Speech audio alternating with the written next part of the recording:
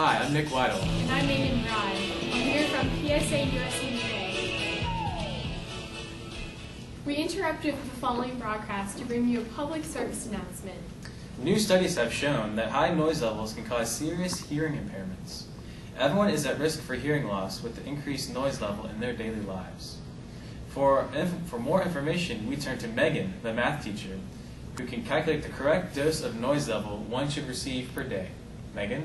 As you can see here, we have this mathematical equation to calculate the correct amount of daily noise exposure one should get. You simply take this equation and you have T sub E, which is the exposure time at a specific noise level, and T sub D, which is the maximum duration time at a specific noise level. And by calculating all of that, you times it by 100% and get D, which should not exceed 100 per day. You can also use or calculate the daily noise exposure by using this formula, or you can use this table over here, which goes from 20 to 4,000% and calculates all the daily noise exposure. And if you got 4,000% on one day, that would be too much for your ears. Noise problems may be heard of at work. If you're working in your environment and you find yourself raising your voice often, many employees experiencing headaches, or there are many noise complaints, then your work environment has a noise issue. Items such as drills, pumps, fans, roller conveyors, or repeated metal-to-metal contact may be in your working environment and may cause noise exposure damage. All these destroy the nerve cells in the inner ear that transmit the sound message to the brain. Noise can cause some effects such as sleep disturbance, fatigue, and aggression, heart disease, and a raised blood pressure, and a reduced immune response. If you think you may have these issues, please consult your doctor. Thanks, Megan. Now we go to our specialist for information on toxicity related to noise as well as death and transmission, Mr. Tsurumi.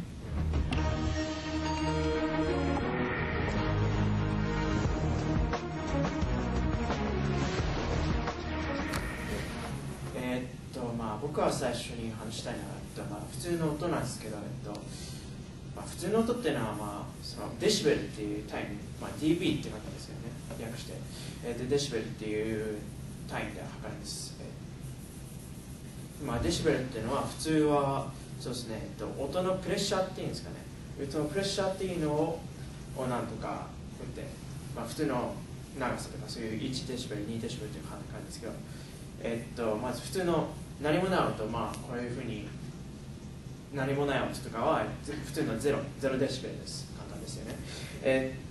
そしたら普通のそうですね、日常音っていうのは、例えば普通の僕がこういうふうに会話しているように、それあたり60、70デシベルあたりですかね。それが普通の人のちゃんと聞き取れる、何も問題なく聞ける音なんです。Thank you, Mr. Tsurumi, on your insight on noise. We will be back for more after this short commercial break.